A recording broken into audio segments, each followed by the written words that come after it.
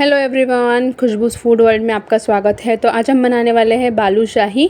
नाम से ही लगता है कि एकदम शाही मिठाई है और वाकई में काफ़ी टेस्टी बनती है और हलवाई की तरह एकदम खस्ता और रसीली अगर आपको बनाना है तो कुछ टिप्स एंड ट्रिक्स है जिससे कि एकदम परफेक्ट आप हलवाई जैसी बालूशाही घर पे बना सकते हैं। ये देखिए मेरी बालूशाही एकदम जूसी रसीली ये बालूशाही बनके तैयार हुई थी। चलिए रेसिपी स्टार्ट करते हैं। तो सबसे पहले एक बर्तन में हम ले लेंगे मैदा। 2 कप लिया है मैदा हमने यहाँ पर।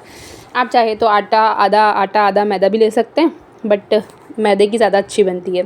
1 पिंच हमने डाला है नमक, हाफ़ टी स्पून डाला है बेकिंग पाउडर, 1/4 टीस्पून डाला है बेकिंग सोडा, 4 चम्मच डालेंगे घी मोयन के लिए जिससे कि जो बालूशाही वो खस्ता बनेगी।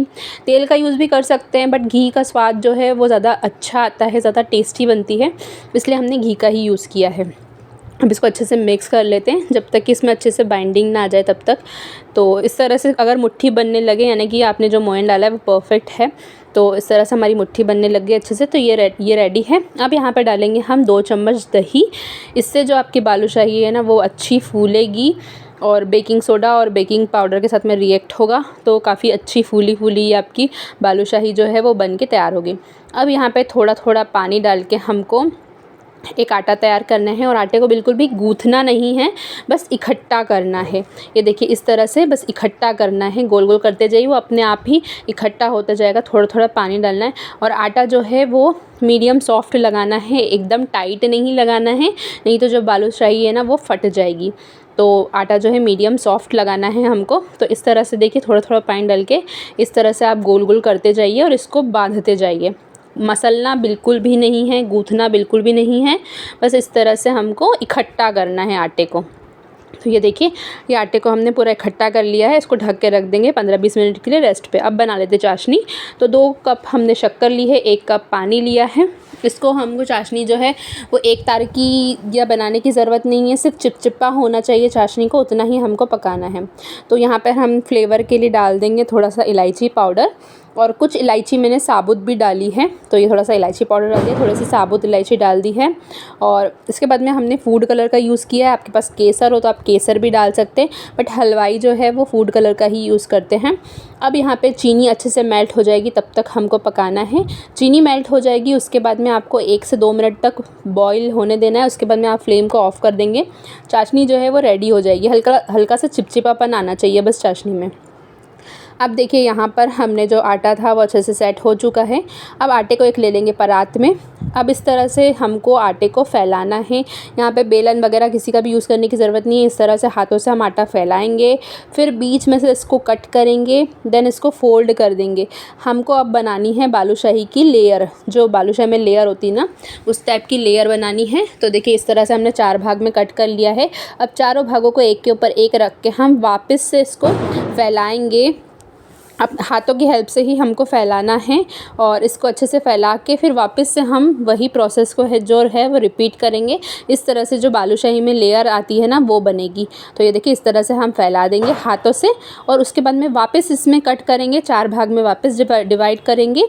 तो ये देखिए हमने 4 भागों में डिवाइड कर दिया है। इसी प्रोसेस को आपको लगभग 4 से 5 बार रिपीट करना है, तभी जो लेयर्स है ना बालूशाही में वो परफेक्ट बन के तैयार होगी। तो इसीलिए इस प्रोसेस को मैंने रिपीटेड है, इसलिए थोड़ा सा मैंने फास्ट में कर दिया ताकि जल्दी जल्दी ये प्रोसेस हो जाए। तो ये 4 से 5 बार में इसको हम लेयर कर लेंगे और इस तरह से हाथ से फैलाना है। कुछ चीज़ें दिखने में डिफ़िकल्ट होती है बट आप करने जाएंगे ना तो वो बहुत ही आसान होती है। बस कुछ चीज़ें रहती हैं जो आपको ध्यान रखने की होती हैं। तो इसमें सारी वो चीज़ें मैंने बताई है जिससे कि जो आपकी बालूशाही है वो परफेक्ट बनेगी। और मैं यहाँ पर सेकंड टाइम बना रही हूँ बालूशाही। मैंने लास्ट दिवाली पे बनाई थी और उसकी तुलना में इस बार की जो बालूशाही है वो बहुत ज़्यादा परफेक्ट बनी है, बहुत ही ज़्यादा जूसी, बहुत अच्छी फूली है, बहुत ही अच्छी खस्ता बनी है, एकदम हलवाई के जैसी।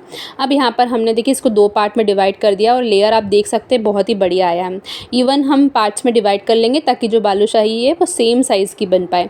तो इस तरह से हमने इसको इवन पार्ट में डिवाइड कर लिया है। अब इसको कुछ भी नहीं करना है, हल्के हाथों से बस गोल गोल घुमाते हुए फोल्ड करना है और बीच में से एक होल बना देंगे जिस तरह से डोनट्स होते हैं उस तरह से।